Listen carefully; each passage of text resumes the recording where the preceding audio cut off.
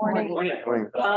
Mine's gonna be short and sweet, hopefully, but ask any questions. So we have our vision, nothing less than realizing our team's full potential in providing quality public service through mutual respect, trust, communication, and enhancement of community values. Our mission is to work together as a team, providing exceptional customer service based on ethical and transparent practices while promoting personal employee growth. I think we do a really good job with that. Like my focus in HR is always focused on that. I always look at it. Am I trying to enhance this? Are we following this? What can we do? What can we do better? What's working? What's not working? Can we do it? So we've come a long way, I would say, in the time that I've been here. Trying to make our internal workings more professional. Our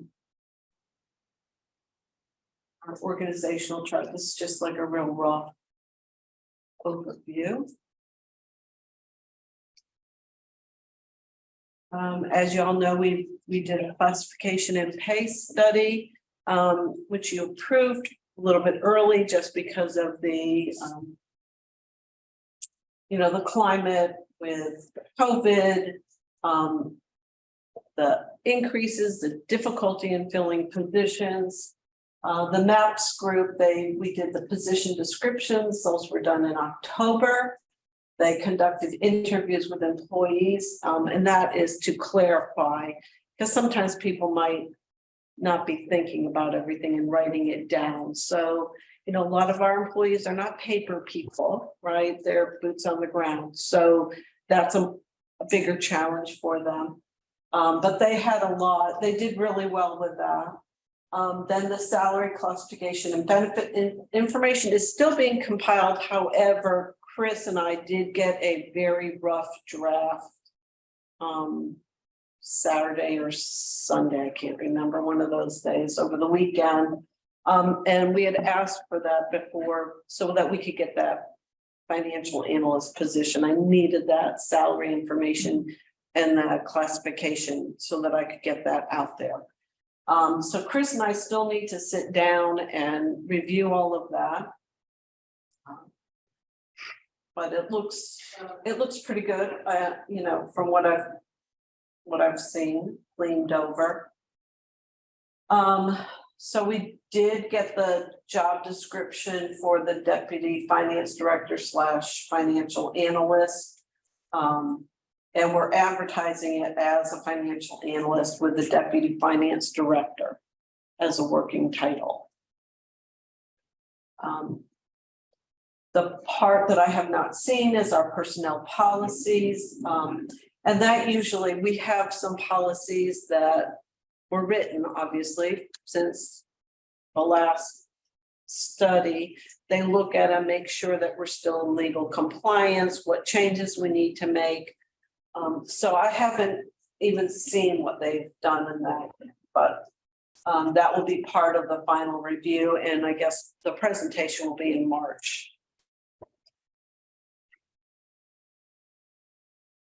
Becky will be coming for that, Judy. I believe she is. I'm gonna reach out to her again. I sent her an email today with a couple things that I just noticed on the draft. Yeah. So that makes sure that she's aware of that. So training and development is really one of the big goals that I've been working on for the last couple of years, since I've had an opportunity. We have the advanced fundamental supervisory. I'd like to have that. We had the initial one, we had 4 classes of the fundamental supervisory practices. So there's a little bit of change with that. Eleanor, who had come over and done the training before, she was with the MAPS group who did our study. She has now gone to work for the School of Government. So I've reached out to her to see if she's still available to come and do some on-site advanced providing classes with us. Because I think it's very important, and the more, and having a year, I think I have a good idea of some modules that we really need to focus on that would be very helpful to our upcoming leaders. And then I'd like to work individual with departments. I worked with JP's group pretty extensively, and I'd like to be available to meet those individual department needs and spend more time doing that and just developing stuff internally for them and meeting with them, whether it's one-on-one or as their leadership group. We started doing some diversity, equity, inclusion training. We did, those were modules were on Cantola. But the bigger piece is that I've done some training and I've attended some. The piece that goes into that is our biases, right? Because that's how we frame everything. So the training really kind of needs to begin there, right? If we really want to have everyone an inclusive, people have to be aware of what your biases are. And it's okay, like people think that that's bad, but that's just our makeup, right? We all have them. But how to work within that, having the knowledge, and then moving forward so that we lead in a way and conduct ourselves in a way that those are mitigated, right? So those don't really enter into our decisions when we're in our jobs, performing our jobs here on the island. So I have some really good instructors that I'd like to be, bring in for them. I'm not an expert in that field, so I feel like if I can bring some people in who that's been their career, that would be really good. COVID-19, still dealing with it. However, we don't have any current mandates, so we are still following the CDC guidelines for that. The only thing I've asked Chris to do is kind of just put something out to employees to remind them, if you're sick, test. If you test, don't come to work. Stay home for 5 days. If you've had symptoms, still come back and wear a mask, because we do have employees who have immune compromised systems. So just to try to be mindful of that and kind of be respectful of other individuals, because we don't know what people are dealing with at home. We only see them here, but we don't know what they have to do. So Chris, I think, is going to put something out to employees, just kind of FYI.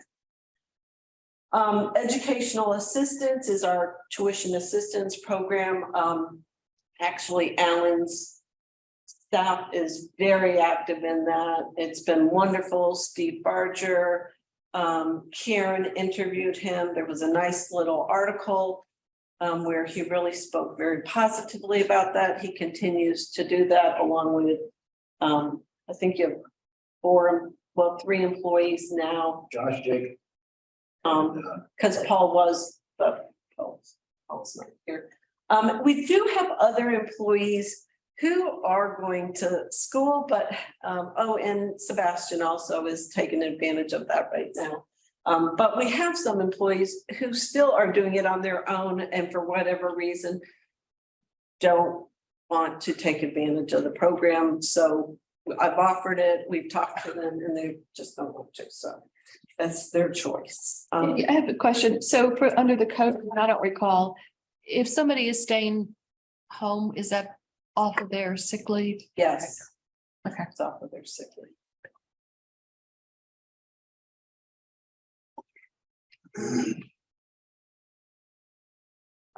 The other initiative I'd like to do is to conduct, it's called a cultural assessment.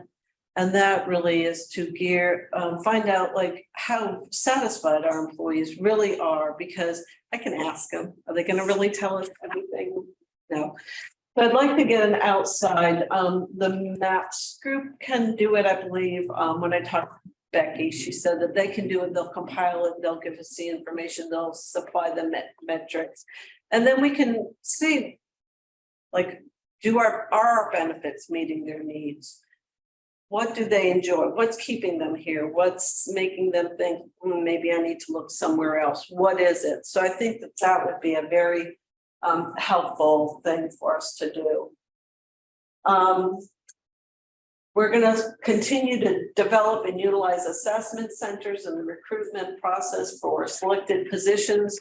We started that in public safety, but as we've done it, we know we have to make some revisions and include it in other positions. Because sometimes just an interview, people can be really good interviewers, but actual assessment things, depending on their position that they're applying for. Judy, hang on. So I'm having a hard time understanding how you're defining assessment center. So speak some more about that. So an assessment center can be all the way up to hiring an outside person to actual, groups. There are groups out there that will actually gather the applications and conduct assessments where there's a lot of written. So that might be good for higher level positions, but a lot of what I'm talking about is stuff that we can do internally. Perfect. Okay, thank you. I'd like to do some lunch and learn training opportunities for employees, financial wellness, even on the diversity, equity and inclusion. And just other things as they come up. I think it would be great if we can get someone who can do some wellness stuff from public safety, and just including different departments in that too. Develop an enhanced onboarding process, or actually just developing one that is not totally manual. So I am looking to do that. I had a conversation. I spoke with a company this week about what's available out there through NeoGov, which is what a lot of municipalities use. And we can also, with not just the onboarding, but they also have like application management. They also have, the evaluation process. That's another piece that I have to work on. Continue our succession planning. I guess, Chris, we kind of really started this, I don't know what, 3 years ago, 4 years ago. Almost immediately when I came on board. I feel like we've done a good job. We continue to refine it, look at it. A lot of what I do supports that, right? We want to do this to help grow our people, which goes back to our vision and our mission. And then reviewing options for providing affordable health care. That's always on the top thing that's in my mind. We just don't have a lot of options. I've met with different people, the providers, what they say they can do it, but not in a way that is beneficial to the village. It's not beneficial for us to say, well, we're not going to offer any dependent care and make those people come off of that's not who we are. That's not supporting our employees. So, I just keep going out there. I did see that the state is changing to Aetna. They're going to be contracting with Aetna, not Blue Cross Blue Shield. I don't know. Maybe something will come up with that big changeover, because I'm sure Blue Cross and Blue Shield's not too happy about that. Judy, is one of the problems with the healthcare because we're small? No, that impacts it, but it's really because we have high claims that aren't going to go away. So that's what happened. So we were in a group plan. We have high claims that will not leave us for an extended period of time. And so our individual group rates came back at over $3,000 per employee per month. So we were looking at like a $2.6 million insurance at that time. So that was in 2020 when the government approved the ICHRA, what we have now that we can go through the marketplace. the other option that we have, would be if we became self-funded, which, Is there an option to collectively work with other small communities in the area and form a kind of a pool so that you have a larger group now and the insurance gets to be a little more affordable? it could be, if they were in the same, if they were looking to do that. And there are other insurance groups, but they want us to be like at 75 employees to join. Right, and that's, So we've been kind of like in that no man's land. We're considered large, but we're not large. And we have high claims. And it's public, so they go out and they see, and they're like, oh, you have $1 million claims every year, not going away. They pay out more than they get in. Mhm. But there are insurance groups out there who deal a lot with municipalities.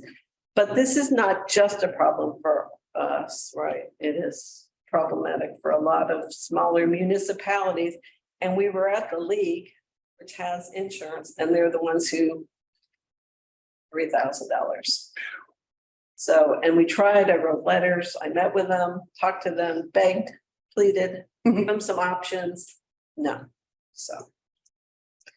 so every year I just go out, I wrote to the state treasurer, asking if we can get into the state plan. It may open in 2026 is what I've been told, so I just keep trying. Like I keep throwing the net out, casting the net, seeing what we can get, exploring, talking. Well, that's kind of all I can do, but I am open. I am not an insurance expert. So, That is on the right track. We've had many companies go through these co-ops, exactly as what you're saying, put companies together or being part of the state. But you said you already looked into that. I don't know if Brunswick County has something like that. But that idea of putting companies together to form one insurance bill that everyone works off of, I've seen that work a bunch of times, yes. I was thinking about, get together with Oak Island and St. James, whatever, and now you have a much bigger pool. And Yeah, but they it's- may not want to join in our pool. Yeah. And Well, I we're understand. not an attractive, I think Southwood has our broker. Oak Island might be in the state. Ocean Isle Beach is in the state. Who? I think Ocean Isle Beach is in the state. They just said the state's not opening it to 2026. No, They've been in it. they opened it up, I think, was it 2013 or something, I think. You could be in it at a certain point, but they got upside down with their retiree. They hadn't planned for that. So, because a lot of state, if you're in the state, you can get state retirement if you fall within that. So, until they got their finances back and their funding back in order. So that's why I said they anticipate maybe 2026, they'll open it back up to a however many number, could be 1, could be 2, I don't know. Judy, we talked a lot yesterday about interacting with island counterparts at the manager level and at the CEO level. I'm beginning to wonder, I don't know, you may be the only HR manager on the island except for the club, right? I think there may be only 2 of you on the island. Now, other people And may play Carrie that. probably functions as a HR. Yeah, I was gonna say, other people have that function as part of their job. Right. But in terms of full time, it's you and somebody at the club, right? Mhm. But, so, just a chat and conversation with that person may be helpful. And then your counterparts in Brunswick County, have you ever gotten together with the people at HR in Brunswick County? So, County in Oak Island, and just to get together for coffee or a lunch or something, and chat and get to know Well, each other and share we ideas? try to, Okay. but I mean, it's challenging at times. But I do belong to just an HR, not the municipal. I belong to that one. Yeah. And so I'm up on the board of that, and so I'm involved in that, so I kind of talk to people all over the state with that. And then I do belong to the Lower Cape Fear HR. Good. So, which gives me, sometimes it might not always work, but it gives a very good perspective and what are other people doing and other agencies, other things to look into, Should so. have known you were all over. So. And, we try, so. All right, so the current challenges in recruitment and retention, we probably had one of our first ghost employees. So, Oh, what? Okay, ghosting, so, people applying, not showing up, people accepting jobs, and all of a sudden they're gone, and they no longer can get in touch with them and don't, Yeah. like, they're just poof, disappears. here, Yeah, so, I mean, we've Better who been that- fortunate that hasn't happened much, but we're ghosted. It's 11.2 million job openings in the country right now, so that's what causes that. Yeah, you're right. Or they just don't want to work. You'd at least think they'd have, Or they might, good point. And then there's that. think they'd have at least the courtesy just to call and let you know they're not coming. Well, Not everybody has courtesy in their bone. Shoot. No, well, this- a lot of people are dealing with a lot of mental issues through COVID has come up, especially with younger people. So is what I've noticed and what I've experienced. So the CPI for the Southern has at 7.3. And of course, stuff that is really impacted is food. I think everyone has realized that, right? So employees are looking for that work-life balance options, making a living wage while working as a public servant. So I think that's something, and one of the reasons I wanted to do that, go out there and gather that information from our employees. So I'm not guessing, because my life is not their life, right? I'm in a different place in my life than other people are. So I want to make sure that making decisions based on, accurate feedback. Judy, I'm sorry, I hate to interrupt, but I'm having a hard time understanding the 7.3 employees of what? Of every, Oh, of no. every government, every company? That's a typo. I don't know. Okay, The cost of, the CPI is 7.3, okay, and then that should have been period. got it. Employees have seen, Okay, okay. so I apologize Okay. for that.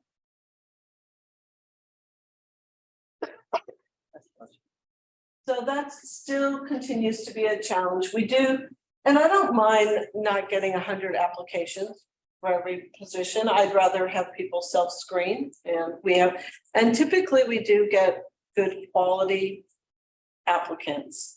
We've had to advertise and post the positions longer periods of time. So it is taking a longer time to fill them.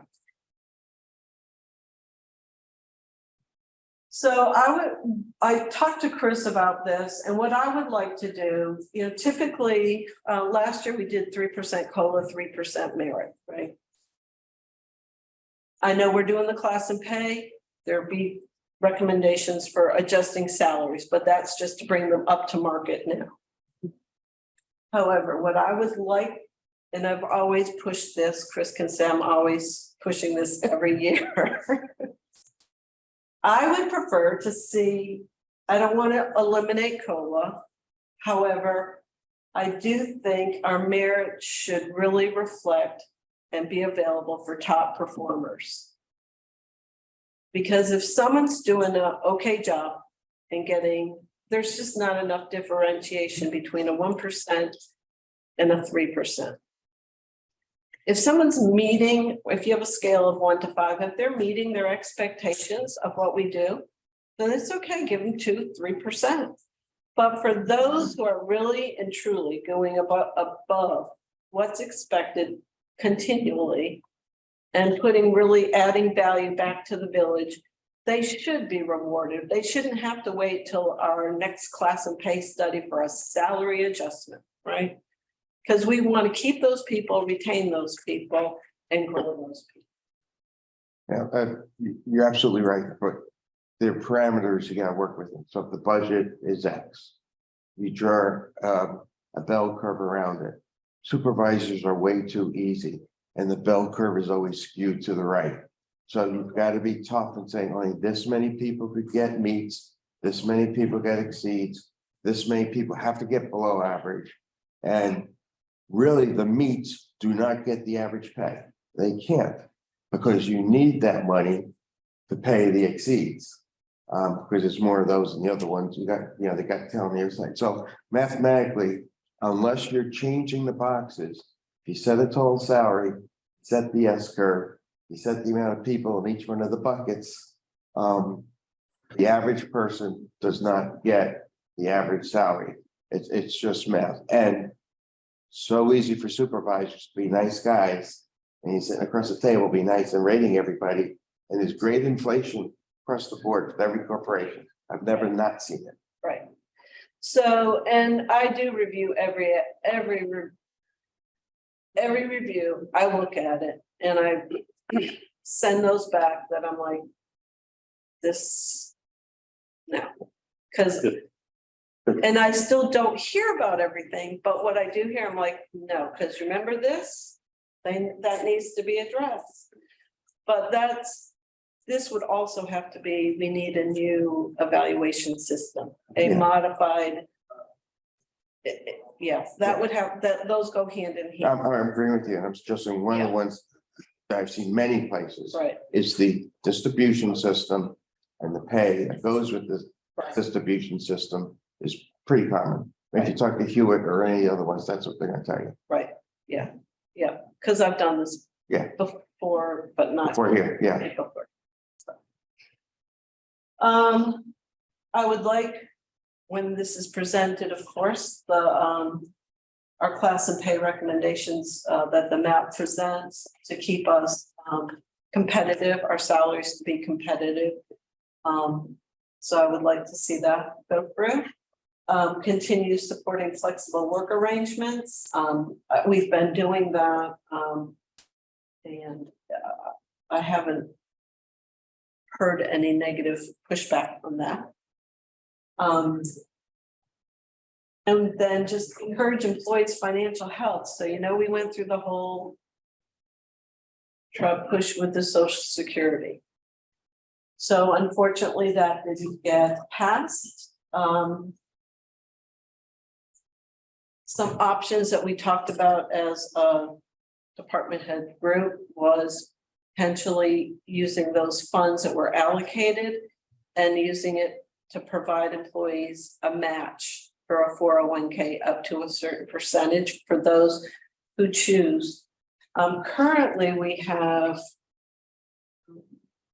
so we have, which is interesting, I find, because we have 41 employees currently who contribute, because right now they don't have to contribute to the 401k, we provide them.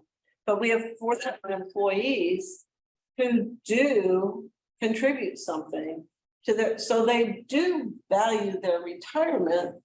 They just couldn't wrap their head around the Social Security piece. And then we have 25 employees who don't contribute at all. So how many total employees do we have, the village, Well, it varies. roughly? Well, I think we're right at 68 Okay, okay. full-time employees, if they, you know, Got it. or we have. And then we have one part-time that really is a regular position that we added. That's close enough. I mean, I just, yeah. So I would like to do that. I mean, we can continue to try Social Security, but I'm just. I have some other options, but I don't want to discuss. But I know some of the other municipalities have done that. I wouldn't say a lot have done that, but some have done that. And a lot haven't done that because we're in the minority statewide. There's only maybe 5 or 6 who do not participate in Social Security. And this has to be a vote, they're a union here, Yes. okay, No, not because we're a union, but it just has to be a majority vote per what, per per, guidelines, per the- bylaws, yeah, per not the, per just habit, for something legal. right, through the treasurer, right. So Okay. all of this I had to get all the guidelines and everything, work through. Whatever, however they told me I had to do it, that's how we had to do it.